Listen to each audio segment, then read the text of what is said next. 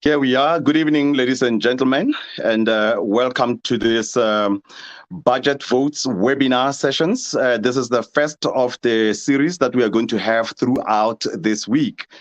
And let me just give you a little background around this, and welcome everyone from all stakeholders, as well as our radio stations, which are here. We have Kasi FM in Ekurhuleni.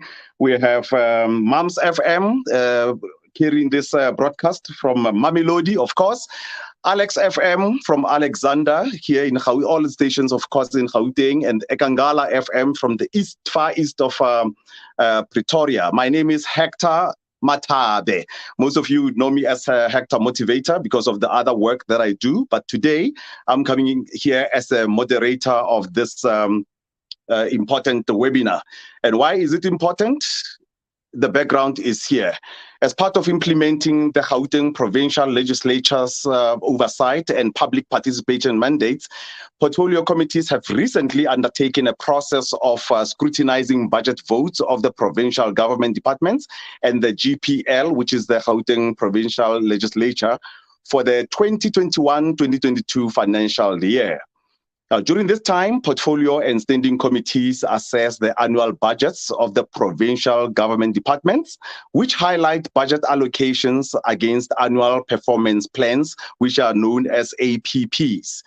The process includes a determination and assessment of the department's performance against the priorities identified in both the state of the nation, which is SONA as we know it, and the state of the province, short known as SOPA, as they relate to government departments. The aim of the 2021-2022 budget vote analysis is to provide committees of the legislature with an opportunity to scrutinize the budget allocated to the departments. This analysis assists the committees in making decisions of whether the allocated budget of departments is in line with the planned performance targets as outlined in the department's annual performance plans. It is imperative that this analysis reveals whether the budget allocation and the APP remains aligned to the provincial priorities as outlined in the State of the Province Address of 2019 for the 5-year political term. The current financial year budget allocations of departments come at a time when the nation is seized with an enormous responsibility of combating the COVID-19 pandemic and its social and economic impacts on society. We all know about that. And also, you must have all heard what the president was saying last night, and we wonder how this is going to affect the budgets. This has led to many budget cuts to department and stringent allocation of resources. All of these will have to, or rather, all of these will have some negative impact on service delivery and the implementation of the province's GGT 2030 strategy, which is growing together, that GGT, growing together 2030 strategy. It is thus important for committees of the GPL to pay close attention to budgets of departments and how they are spent to ensure there is minimal impact on service delivery. Now, we have on the panel this evening, ladies and gentlemen, help me to welcome Mr. Dalton Adams. Mr. Adams, I'm going to ask you to introduce yourself and what your role is in this webinar. Mr. Dalton, please unmute your microphone. You will need to unmute your microphone. Okay, we seem to be having a problem, Mr. Dalton. We cannot hear you. I don't know if anybody can hear Mr. Dalton. May I quickly go to Mr. Kanyile while Mr. Dalton is looking at this microphone. Mr. Kanyile, what is your position? And also in this webinar, what is it that you are going to be helping us with? Because when it comes to the budget issues, we could be a bit ignorant maybe as the public, and we are having you here today to clarify some issues for us. Thank you, Hector. Thank you for the opportunity, and let me also greet all those who are following us tonight.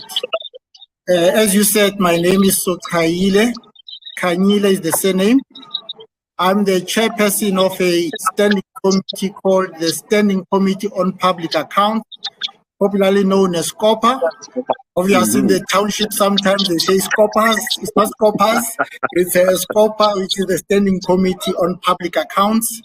Basically, our role is to scrutinize what government has spent on, especially after the Auditor General has given her views. Now I'm saying her because our new Auditor General is Maluleke. After the General has given the views or audit opinion on the accounts of government, then we are able then to scrutinize that, make analysis, and then be able to give an opinion so that if there are things that need to be followed up, they are followed up.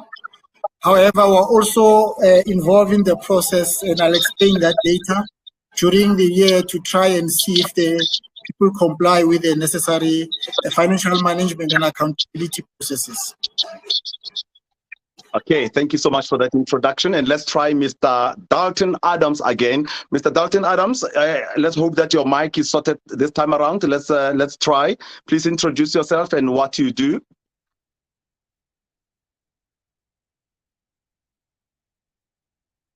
Oh my God, we're having a challenge still on your part, Mr. Dalton, and I cannot help out from where I am sitting from this side. I'm not so sure if Sean, our technical guy, is able to do anything about it, because we could hear you clearly during the test earlier on, but now we cannot hear you. But in the meantime, while you're trying to fiddle with that, because at some point we have to hear you, Mr. Adams, that is actually I said, you know, please excuse my Setswana tongue. So Kaile, did I say it correctly? I tried. Yes, the name is so Kaile. The surname is Kaile. Yes, yeah. Thank you. Can call me Mr. Kaile, it's fine. Okay, Mr. Kanyile, having looked at the budget of the Office of the Premier, which is what we are looking at this evening as we kick off this series of talks, are you satisfied with it? Maybe what I need to explain first, so that you can be able to put everybody to understand what's happening, is that yes, there is a committee called the OPCOL. It stands for Oversight Committee on the Office of the Premier and the Legislature, OPCOL. Their role is really to scrutinize the budget of the Premier, and then be able to, based on that, understand what is happening, where everything is going. But today, some of us, like myself, the committee that I'm dealing with, is rather than just the Office of the Premier, in fact, the whole of government, because I have to focus on all other departments. So yes, the question is, if you ask us about the budget as a whole, whether we have been able to scrutinize it. As I said earlier, my responsibility in most cases comes at the end, after the audit. However, we have, per agreement with the Auditor General, introduced a new system whereby we want to ensure that we do oversight on preventative measures. So before the budget is started, there are plans. We must assess if those plans are proper, if those plans will achieve what they're supposed to achieve. So we're satisfied for now that those plans will do that, and we'll have to ensure that we monitor the budget as time goes on. Now, some of our colleagues are not here, and now it looks like the whole pressure is on you, Honorable Kanyile. I just want to find out, one of the things that we wanted to make clear for all who are watching right now, the listeners of the different radio stations who are here, just a little difference between Gauteng Provincial Government and Gauteng Provincial Legislature.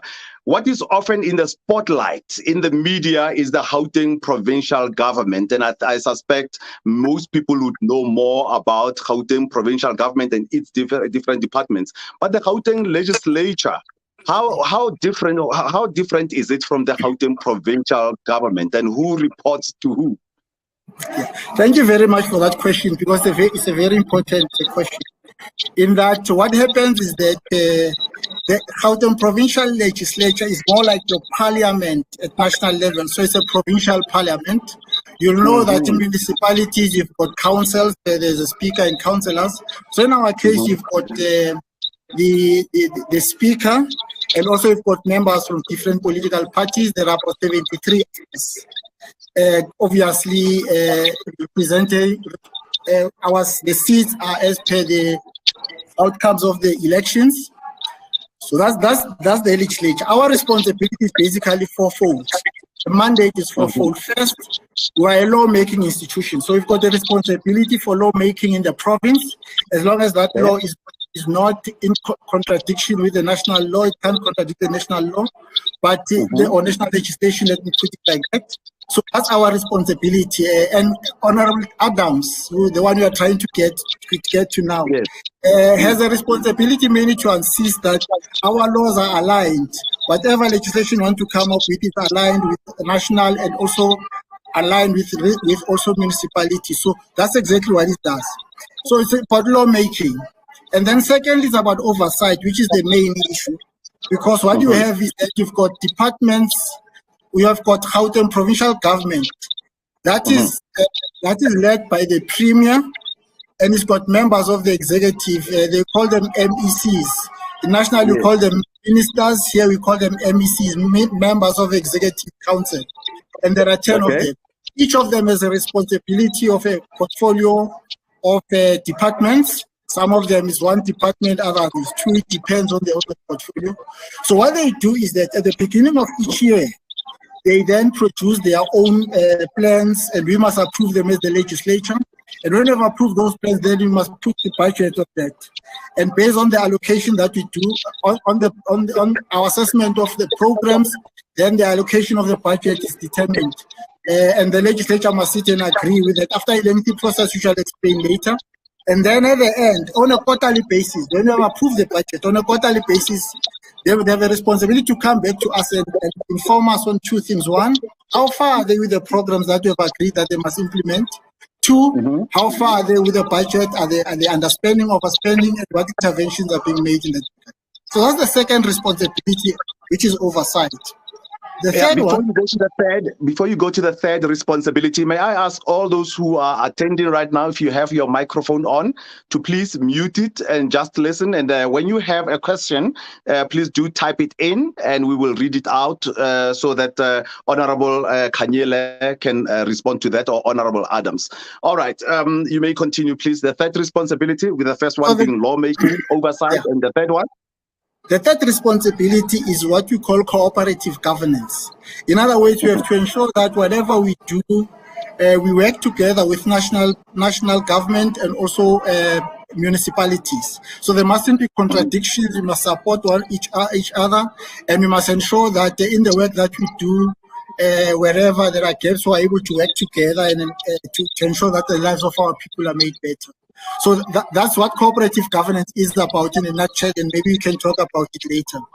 And then the fourth responsibility is to ensure that the public are involved. So we call it public participation, because this is the government of the people. We have to ensure that the public are involved. In other words, we must ensure that we hear their views, we provide them opportunities to raise their views.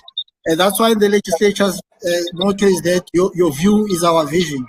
So we listen to your views on what the government is doing. You come to us, we listen to you. We then ensure that as we do oversight on the department, we see if they have an impact on a number of people that are there, various stakeholders that are there. So those are the four areas that we do. So we're a representative of the people and ensure that we do things for the people.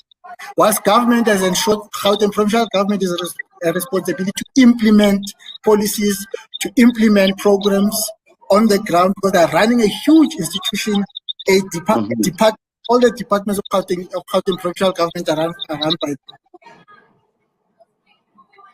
Now, each of those departments now have working on their budgets, having started with the top office or the main office of the province, which is the office of the premier of this province, and which is the budget that I would like us to really go into right now. So I don't know if I would be fair to you in talking more about this budget, because you are the only one who is here right now. Would you be comfortable with the members of the public? Because the fourth thing that you mentioned, the public participation, I guess that's what this webinar is all about. You know, it talks to that fourth leg of your responsibility. So, Honorable Kanyele, looks like you might have to deal with some of the questions from the public. The ones that maybe don't fall under your under these four that you've mentioned under Gauteng Provincial Legislature, maybe we can just park those, but we'll deal with the ones that you can deal with. And I encourage those who are watching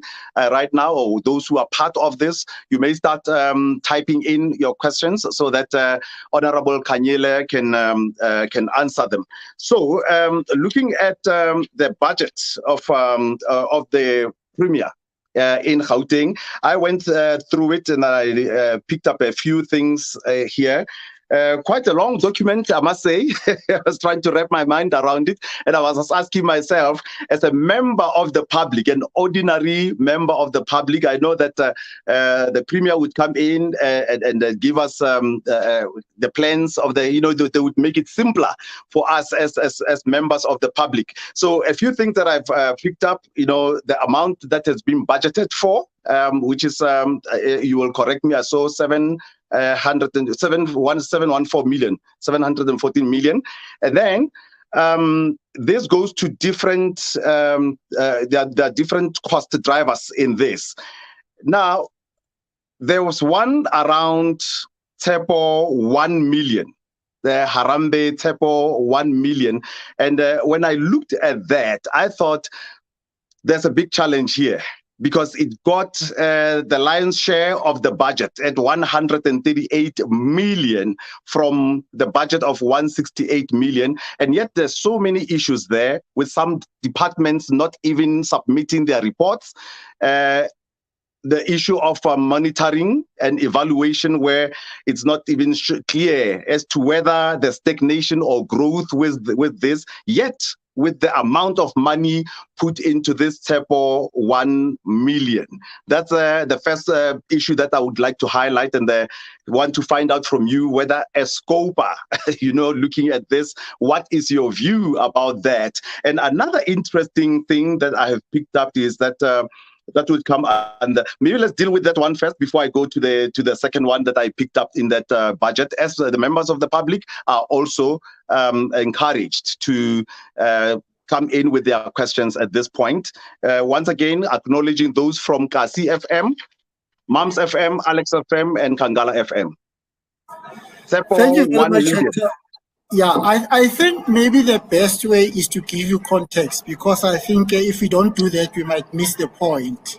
Okay. The 714 million rand that is allocated to the office of the Premier is part of the bigger budget of the province, which is almost 143 billion rand. So the office of the Premier of the 143 billion rand is only allocated 714 million rand. So in other words, that because of its strategic nature, it doesn't implement programs, it doesn't build houses. All they do is coordinate governance and ensure that all others do their work, ensure that there's integrity in the systems. So they've got some programs that are coordinated in the office of the Premier. And so it's not really hard to deliver. So they've got responsibility like the one you're referring to, which is Tepo 1 million. They also have responsibility on things like service delivery. They've got something called a war room on service delivery, where they monitor service delivery jointly also with municipalities. So they've got different programs they are doing. So that specifically on Tepo 1 million is basically a program that the Premier has come up with.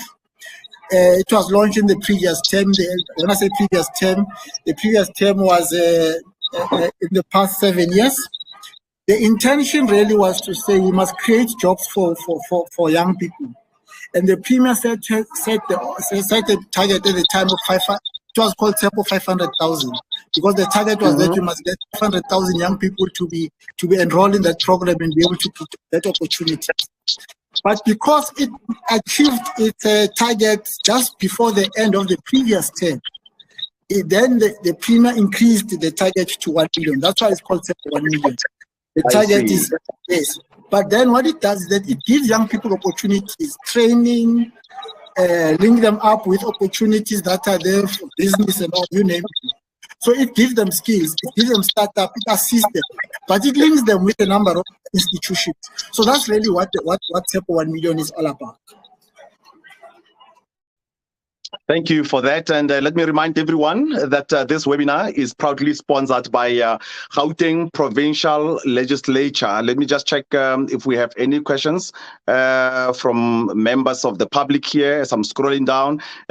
Sable Otterstrom is asking, or just want to clarity if there's a TEPO 1 million. If TEPO 1 million is it not for youth enterprise development? There's a question from Sable. Like I've said, yes, it is. It's not really that it's just giving money to young people.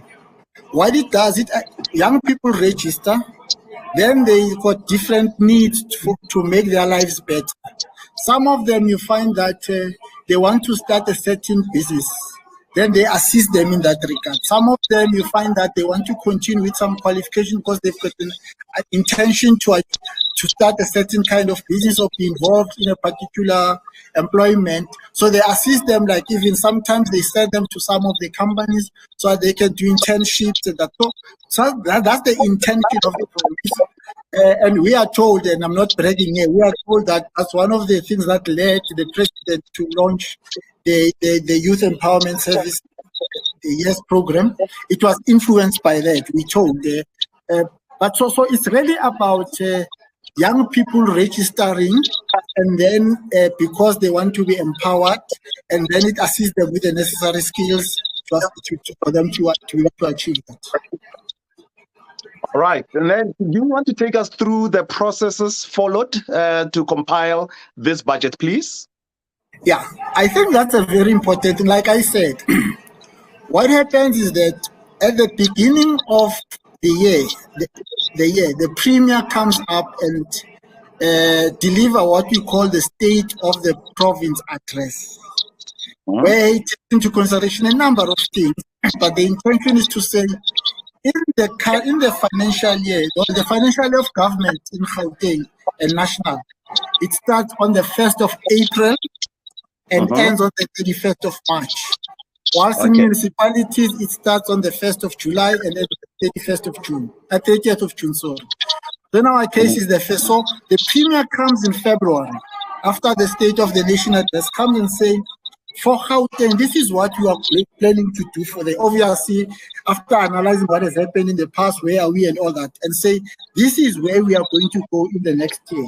Sometimes in the next 3 years, depending on the program. Some programs are over 3 years. And when the premier is done, the next step is that the MEC for Finance comes up and says, in our program that the premier has announced and what departments have planned, this is the allocation we have, and this is how we're going to spend. But that allocation is influenced by a number of things. Amongst others, it depends on how much money we get from national government. In fact, we call it the equitable share. Let me just give you a sense. Our budget for this current financial year, as I said to you, it's about 143 billion rand. But about 7 billion of that, it's from our own internal resources, like you name the hospital fees, the casinos and all those, driver's license and all. So those are the fees that we collect from the province. But the rest, which is about 136 billion rand, is from national. Part of it is what we call conditional grants, and it's about 25 billion of that. Just to assist departments in some of the things that national, they assist them to ensure that those things are also delivered here. But the bulk of it is called an equitable share, which is about 111 billion rand. That comes from national. So that budget, the MEC of Finance says, this is the budget we have for the province, and now you are going to allocate it in this way. The premier gets 740 million for the following programs. Obviously, they don't mention all the programs in what you call the budget speech, but obviously the details. And I think you are going to be talking to some of the chairpersons in the coming weeks. They'll tell you the details, how much has been allocated in the departments where they are doing oversight. And so that is the budget that we have. And then from there, when the budget is tabled by the MEC for Finance, the next step is that committees of the legislature. In the legislature, we've got 10 committees that are linked to the 10 MECs, like I indicated earlier when we started. So there's a committee linked to an MEC, so we're doing oversight on the MEC and the department. So we then look at the budget allocated for that part. Let me give a practical example, Office of the Premier. Yes. There is a different committee, like I said, it's OCPOL. So what OCPOL does, it then takes the budget as allocated, as announced by the MEC for finance, and then go back and say, given this amount, then they do an analysis. How is this linked to the annual performance plan? How is it going to change the lives of our people? Programs that are allocated, is the allocation sufficient? Is the allocation appropriate? And then from there, they approve the budget. In fact, they don't really approve as OCPOL. They make a recommendation to the legislature, because the legislature that approves. But in the process of them considering that budget, they have to also call the Premier to say, Premier, make us understand. We see your budget is this. What are you going to do with this money? Don't you think that this is too much? Don't you think that this one is less? And then they engage the Premier. The Premier motivates. And then from there, what happens is that the committee makes its own views. It calls the people, some of the institutions, ask them to make their views on the budget. And it collects that information from the community, from what it has researched, and also from the Premier's engagement. Then makes its own recommendation to say to the legislature, we as OCPOL, for the purpose of the Office of the Premier, this is the amounts that we think, these are the programs they want to implement, these are the amounts that we think are important, and we think they must still improve there and there. Then we recommend that the budget must be adopted. So all the other committees do the same with the different departments, and then the legislature, like we did the past 2 weeks, we then receive all those reports. Then at the end, we take it, we decide whether we approve the budget or we don't. Now, the technical thing that I think is important to indicate is that, remember, it's June, and I said to you the financial year starts on the 1st of April. So the question that could be coming is that, now, if you approve the budget in June, what happens how are they going to spend? What is happening in the period? What happens that before the end of March, we do, as the legislature, have a sitting where we agree that they can spend, but they can't spend more than 40% of the budget. Okay. Because we must still go through the same process. Yeah. Only now can they spend what you have said they must be able to spend. So that's exactly what we do. You remember I said, I remember I said OCPOL is oversight on the Office of the Premier and the legislature. So the legislature itself goes through the same process. The budget that's allocated to them, that committee goes through the same process, looks at it, at the projects and what it wants to do, and then allocates the money. So it would mean that at the end, we also do approve our own budget as the legislature. So that's what it is. So just in oversight over you. Yes, that's a good question. Obviously, before you answer that, there seems to be a lot of people who are concerned about the noise in the background. We tried to address that, but there's only so far we can go. From my side here, I do not have any option where I can do that. Sean, if you are watching in the background and you are able to mute mics of everyone, please help us out with that. Zaba Tele noted that there's a terrible noise in the background.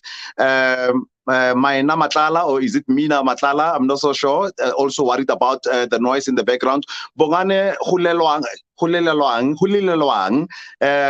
please ask Honorable Kanyile, so far, what have they achieved with the program Tap 1 million? We'll come back to that because we were talking to that earlier on. I just don't want to make you lose your train of thought around what you are saying right now before we go back to. I just wanted to acknowledge them. But it looks like the noise is gone now. You may proceed, Honorable Kanyile. I hope that it's not a noise from my background because of where I am, but I tried to sort it out there. But let me just say that so you're asking the question, who does oversight on us? Yes. Obviously, yes. Now, the committees of the legislature, as I said, are multi-party. Number one. Number two, we've got a fiduciary duty to ensure that we we run or we manage funds of the public with a high level of integrity, and in that way, it's through those processes that we are able to ensure that there's oversight. However, there are other systems to check and balances. Like I said, there are internal processes, which are internal audit processes and that. But then at the end of the financial year, there's the Auditor General who does the oversight. All right. Thank you so much for highlighting all those processes that are followed. Do you want to respond to Bongani Hulilelwang, who's asking about what has really been achieved with TEPO 1 million? As I said, as I went through the document, I noticed that it's got the lion's share of the budget, but there seems to be a lot of questions around that in terms of monitoring and evaluation. I think I read somewhere where it says that some departments didn't have their reports. It was saying that whether it's growing or it's stagnant, there's still a question mark around that. And yet, when you look at the budget there, isn't that really supposed to cause us to really wonder what is happening there, especially given the background and also the concern of the public around how some funds have been spent in Gauteng? Hector, let me say that the office of the Premier, let me be specific, TEPO 1 million, like I said at the beginning, yes, it was intended to benefit 500,000 young people in the previous term, term that started, if I hope my math is correct now, 2014 to 2019. It was meant for 500,000 young people, but because of the influx of young people and its capacity to assist, it had to be increased and renamed 1 million. So the target is now 1 million. Mm-hmm. There are a number of young people who have benefited. Obviously, they register. I'm told there's also the app that they register in, and then the work is done. But the programs vary. Some come for a week program, some takes longer. It depends on the kind of program that is requested. However, it would have been better if Honorable Dlamini was there, because they've gone into detail of it. So we really work on the reports that we receive and our own analysis of the whole thing. But as I'm saying, it's been able to assist a number. Obviously, it works with other departments. For instance, Department of Education, they've got programs they are doing, but they're linking with. So if other departments are underperforming or are not really engaging the young people or getting them on, then it can create problems. One of the things that I think I must indicate, there is another program they call Welfare to Work. That what happens with that program is that young women who rely on grants, who are dependent on grants because they're unemployed, child support grants, that's the grant I'm referring to. They are able to register in that program, and when they've registered, a number of them, the last time we got the report is that about 20,000 of them have been removed from that system. They were now having their own businesses they are running, so they are no longer receiving grants because they now qualify to have those. So those are some of the pros that the Premier, amongst others, is able to do. All right, it is a budget vote webinar sessions. This is the first of the 4 that we are going to have this week, sponsored by Gauteng Legislature. And Gauteng Provincial Legislature, let me put it correctly. We have with us here Honorable Kanyile, doing his best to really answer the questions. There were supposed to be 4 members of the panel, and we are really grateful that you are here and able to deal with some of the questions that you are able to deal with. The ones that you cannot, because like you were saying, you were wishing that the other member, that the Honorable Dlamini was here to deal with those. Now, here's something that has to do with you. What is SCOPA's responsibility on all the different probes of corruption in the province? Yeah, let me start by. I think one of the people, I'm not sure, they are advising that maybe the other thing is if your mic is also on, it brings that echo. I'm not sure if it's true, but anyway, the issue is that what is happening is I think at some stage you can also talk about. There were supposed to be 4 of us. The 4th one was supposed to be Honorable Letswalo. Unfortunately, he has a burial at his home. He's heading petitions, and it's one of the critical components of us at the legislature because it receives a lot of petitions from people about a number of things, but they deal with it. But if there are questions that you can be able to answer, but just to come back to your question directly. The Standing Committee on Public Accounts, like I said, rely heavily on information that has been credibly verified by the Supreme Audit institution called the Auditor General. So what the Auditor General does is that every year they produce reports on what departments have been able to do, and then from there we use those reports to then make follow-ups and assess. And now there must be clarity on one thing. One of the problems that is always there is this understanding that there are certain things that audit can do, which I agree with, because the audit deals with what has already happened. So it's ex post facto, what has already happened. But when we talk Standing Committee on Public Accounts, we are not an audit committee. We are a political structure. Therefore, our mandate goes beyond just what has happened. It also must be able to say what has been done to prevent what has happened. And where there's been problems, what consequence management is done.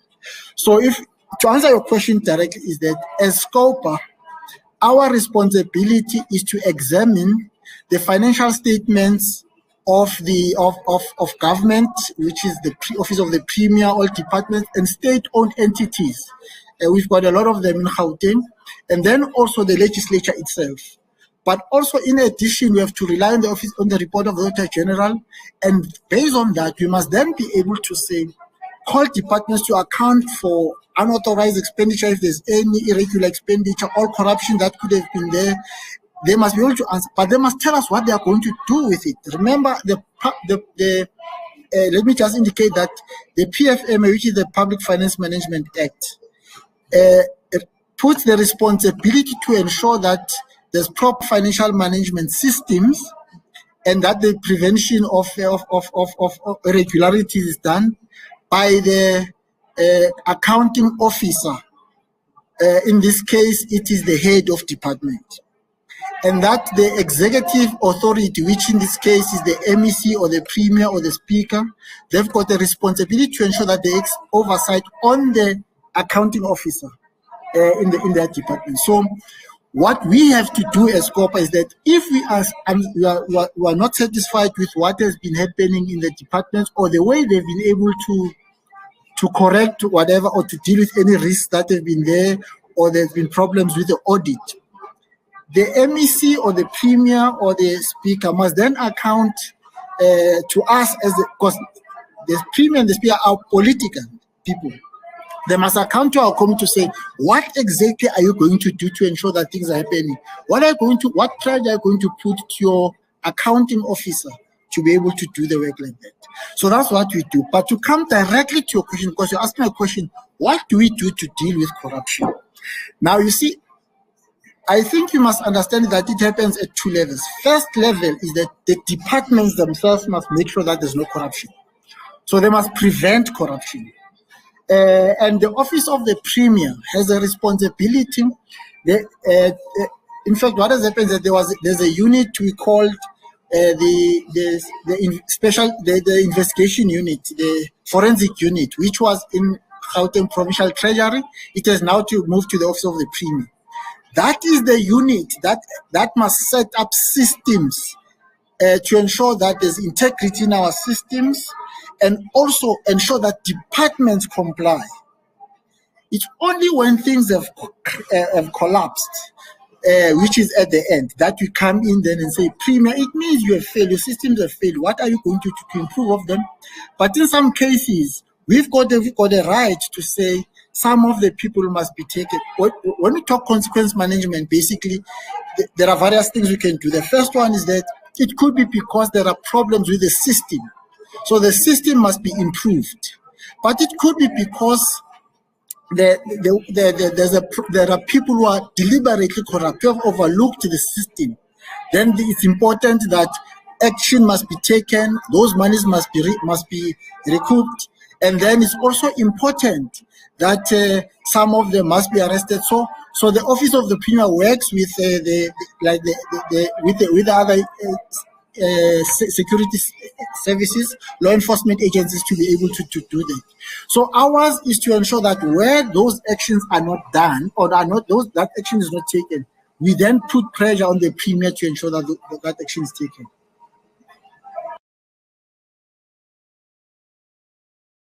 Your mic is off now. Oh, thank you so much. I was trying to deal with that noise problem using your recommendation, but I didn't really do away with it completely. I suspect it has a lot to do with the noise in your background, because every time when you switch on your mic, that's when we start hearing that noise. But so far, I wouldn't say it has been unbearable, because we've been able to hear all the words you've been saying. I was just saying that, as you were speaking, I was thinking about, the elephant in the room, the COVID funds and the big scandal that happened in Gauteng Department of Health. And you're talking about monies being recouped or people being arrested. And we would ask if that is going to apply in this case.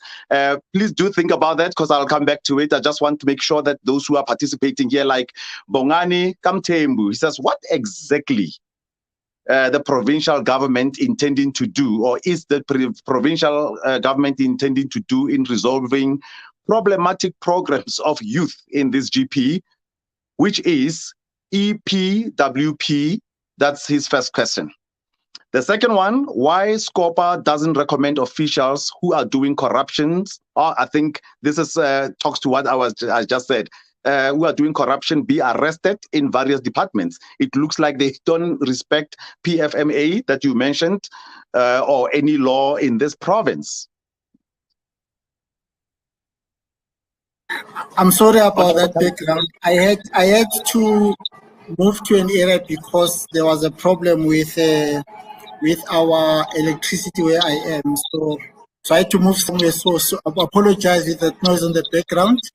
Okay. But yes, the programs that are there by government, like EPWP, are meant to benefit particularly the unemployed. The problem with them is that they are not long term. So you find people get employed for a particular period, and when that period is done, then other people must be employed. They are really meant to do things like those as part of so we think people in the process must be able to acquire skills. Although it's a short period, try and acquire skills and be able to do work from there. But to come back to the question of why are we not ensuring that the people are arrested, let me just indicate that, as I said, the responsibility to ensure that people are arrested, there's proper investigation on everything, lies in the office of the special investigation in the office of the Premier. We have to make sure that they have to make sure that all those cases are dealt with, people are arrested. That's why they work together with other law enforcement agencies, where they report even when they investigate some of the cases, they refer them to them. But what happens is that in our case as SOPA, is that we have to ensure that the office of the Premier is able to where they are not doing it, then it's something else. We have to intervene and call the Premier to account. However, there's nothing stopping from members of the public, where they understand, where they see that there's a problem, they can be able to report it to the office of the Premier, so we call them whistleblowers, or they can be able to report to the public protector, or there are various other institutions that can be able to do so. Now, I want to come back to the other part of the question that has been raised, and I'm sorry about this noise in the background. I want to come back to another question that has been raised about really, if it comes to the issues of COVID-19 funds, what exactly happened? There's something that I think we always miss in the process, and I've heard that when we speak about it. Remember, the national government, the president announced what then was called 500 billion rand. Yes. Now, I think that there hasn't been proper explanation of how this was allocated. And I think that it's important to do so because we have looked at the report of the Auditor General. The Auditor General has now produced 3 reports on what we call special reports on COVID. 2 of them were about national and provincial government. The third one, which was produced recently, was about money sent to municipalities.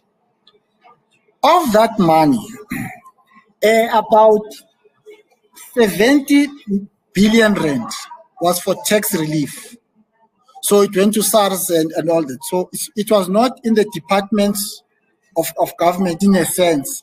It was more in SARS and the problem they would have had during this time with tax and whatnot. Then about 200 billion went to the banks because they were about assisting in that level to subsidize where there are problems, giving guarantees and all that. So that money, when I say it went, it was allocated, didn't go to. So it means when people apply and then there's needs to guarantee that money is there. Then about 40 billion rand went to. It's more like it's related to these things we call. So it went to assist with the employment, temporary relief on employment to the employers and all that. So that's where it was. Department of Labor had to assist it for those that during the time of employment they were unable to do work, to go to work, so they must be able to give you money and all that. So all that money is close to 310 billion rand. The only money that went into departments, national and province, is about 190 billion rand. So allocated, let me say allocated. Yes, but it had to be issued out in different phases. So part of it went to national departments, whether it's water, you name them, but some of it went to provinces and some of it went to municipalities. So for now, when we looked at the office of the Auditor General, of the report of the Auditor General, we are unable to detect exactly what came to Gauteng for now. And as soon as, because we are still busy with that report, we'll be able to report accordingly. We don't want to report on something that we're still investigating. When I say investigating, maybe I'm using the wrong term. We're interrogating the report as part of our oversight process so that you can be able to see what has happened. So this 190, remember, it's not only to Gauteng. It's through the 9 provinces.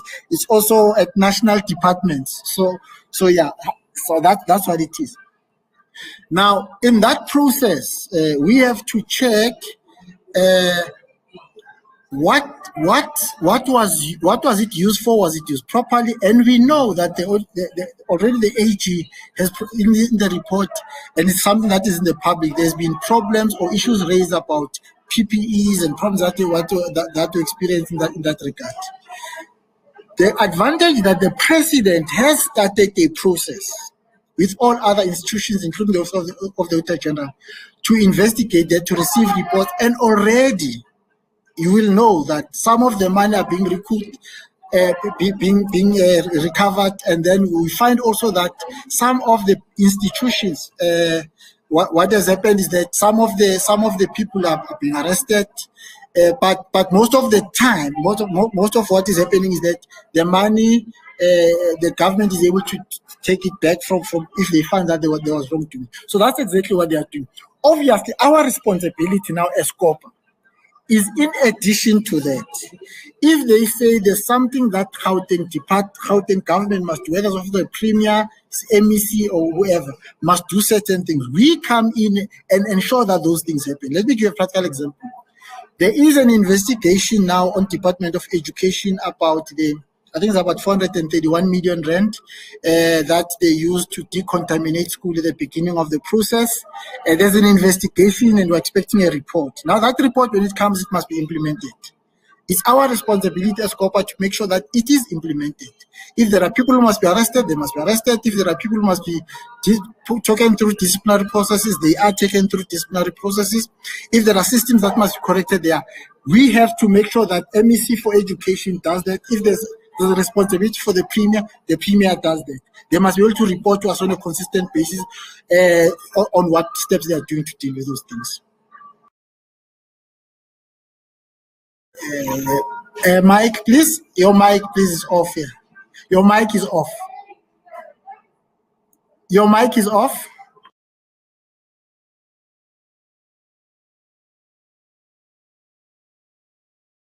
Hector, you're frozen now. Now budget votes webinar sessions. The first of the budget vote.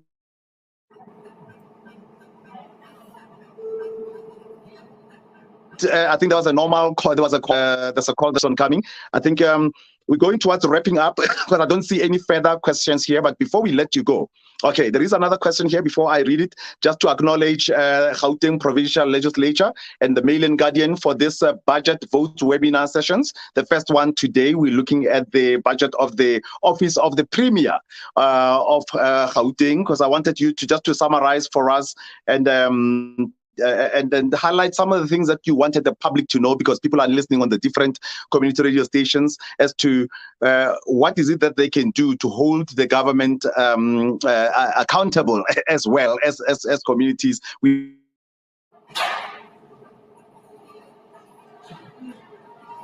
know we can do as members of the public. But first, let me, I see somebody, I don't know whether that's the reports. Let me see. Your mic.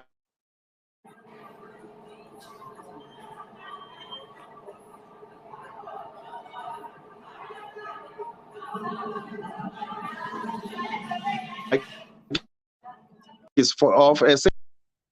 Apologies for that. My apologies about that. Let's go to Sable. I hope you can hear me now, Sable. It says, is EPWP a way forward for the youth employment? You need sustainable jobs for work for communities, because EPWP work for 2 weeks in a month. Is that the truth? And you know the youth is not interested in that program. Let's train youth in energy sector, particularly on the preferred IPPs mentioned some months ago by government, or in SEZ sector. I think you will help me out in that one. I'm not so sure what is SEZ. And then Bongani Mtembu says, does reports of SOPA or are reports of SOPA accessible to public? And how can one get a ready developed report without downloading them from internet, because it's very expensive? I think this one speaks smack to you. Yeah, thank you very much. Let me start there, because it's a very interesting question. Yes. That is one of the problems we are encountering as SOPA, and we're busy dealing with it, about accessibility of the public to our reports and to be able to feed back to us on what is happening on the ground. It's easy for a community safety, as an example, to go to the community and ask them, because people will tell you there's crime, the police are not doing 1, 2, 3, 4, the CPFs are not helping us. So it's easy for that. But with SOPA, the problem we've discovered is that our reports are more technical and more high level, because we are doing financial statements, and sometimes people are unable to, ordinary people on the street are unable to interact with that, except if, for instance, you're talking to those who are at universities, some professional institutions, then it's easy for them. We call them our stakeholders. So we've agreed that one way we can, because we need to ensure that communities are involved. So besides, in addition to going to community radio stations and talking to them, what is important is that we must have programs to go and educate them about public finances. How does it work? How is it structured? What does it do? What is the budget? What are programs? And then say to them, how do you assist us in this, in what you are doing? So that's the first thing. The second thing is that, as you are saying, the reports of the legislature are available in website, and I know it's expensive. Yes, it's expensive and all that. But obviously, one of the ways we can do it is that we can be, as I'm saying, as SOPA in particular, we can be able to go to their communities and engage them. That's a program we are getting into. Other committees they have public meetings in public. They go there, they speak to people. It's very easy, and I think we have been assisted with the current system of using Zoom. You name them. We're able then to have a lot. The legislature has come up with a system where if we've got a committee meeting and you want to join it, you can either join it through a YouTube, but YouTube you're only listening, you can't participate. But if you have to participate in the other systems like MS Teams, that's what they use mainly. Then they've got a system where they'll give you data without you paying. So in other words, when you log in, already charges the legislature. It's a reverse charging. It charges the legislature. So they've got a system like that. It's part of that. So those are things. So what we can do is that people can contact the legislature. And let me start with myself first because it's about SOPA. They can send us an email as Kanyile KH. It's KH because some Kanyila KA. Kanyile at gpl.gov.za. Or obviously they can be able to send us, because we are public representatives, we are allowed to issue out our numbers in public. The number is 071 687 6732. Those are the things that can do. But I agree. The challenge is that with the kind of work that SOPA does, it's very technical, but it's important. One of the things we normally do is that if, let's say, for argument's sake, we're engaging with the Department of Social Development, and we look at their work. One of the things we do, if we find certain problems with someone, the NGOs, they haven't been helping properly, we then call those NGOs directly and say, on this day we're sitting, can you come and tell us how you've been working with the department so that you can be able to track those things. But as I say, some of the things, if you look at Department of Finance, when we deal with them, it's sometimes very difficult for people to understand some of the programs they're doing. So yes, I agree with it. On the other question about EPWPs. Yes, I think what the followers must understand. The programs that government does, these like EPWP, are exactly meant to that. There are some programs that, like I said earlier, with TAP of 1 million, they can give you skills that are sustainable. So you can sustain yourself to them as well, do some work that you can do. But what is important is that education itself, formal education, is very important. So people must go in and take those skills and whatnot. I know the next question will be, we go to school, we get educated, but there's no jobs. It's another discussion, but the question is, don't rely on EPWP alone. It's a very short-term thing, and you can't rely on it. There are other opportunities that are there. But if the important thing is that empower yourself, have a skill so that you can start your own business, so that you can start your own initiative, that makes things easier. Relying on government mainly, like it's tenders and everything, then it's another problem. Because although Gauteng government has got what they call an open tender system, where they're trying to deal with all this corruption that is there, so that when people apply for tenders, when they are adjudicated, it's open and everybody can see what has been happening in that department. Kanyile at gpl.gov.za. I thought I should emphasize that. I know the Mail and Guardian, thank you for typing it out here. Kanyile, KH. Kanyile at gpl.gov.za, and the cell number 071 687 6732. Is there anything that I haven't asked you? I note your question on a lighter note, Zama. I will come back to it. But is there anything that's very important that you feel that we did not cover in this webinar that the public ought to know?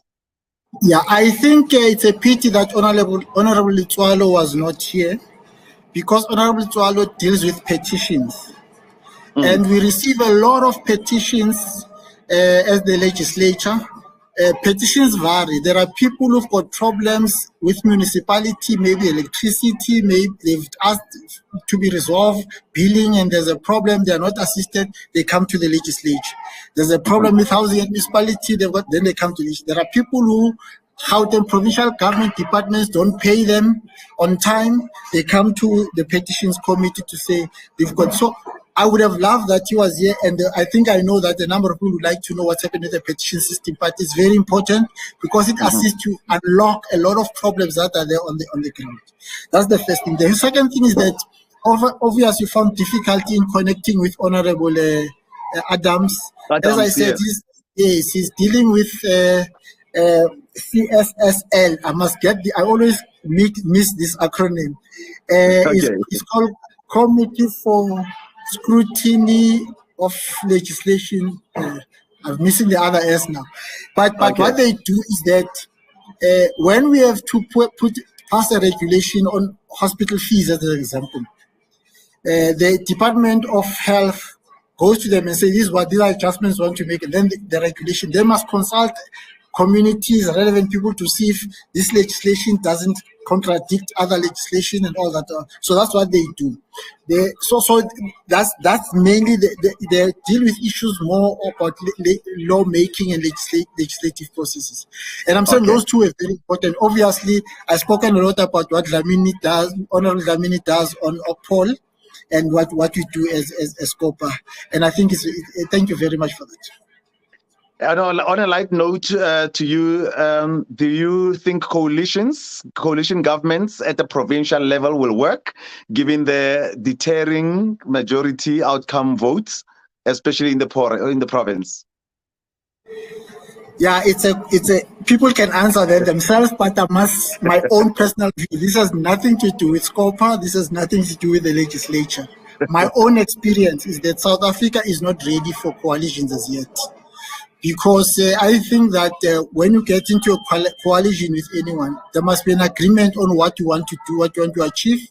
Some in the discussion, you must be able to compromise some of your things, some of your policies or some of the programs. You must find one another. Then can you get into a coalition? But if you get into a coalition without those agreements, is a problem. The political, let me not say the political system, but generally the way political parties in South Africa are, I think sometimes it makes it very complicated for us to make coalitions work. So we still have a long way to go. So we are talking about 143 billion for the province. Am I correct? 143 billion. Today was just the start of this series of webinars. We are still to go to the rest of the money. We only spoke about the 714 million today. So throughout this week, we'll be going to the other departments. Thanks to all the listeners on Mums FM, Alex FM, Kasi FM, and Ekangala FM who were listening in this evening.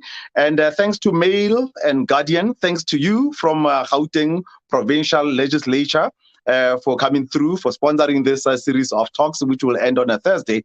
Thank you so much to all the participants who are here, people who are asking questions.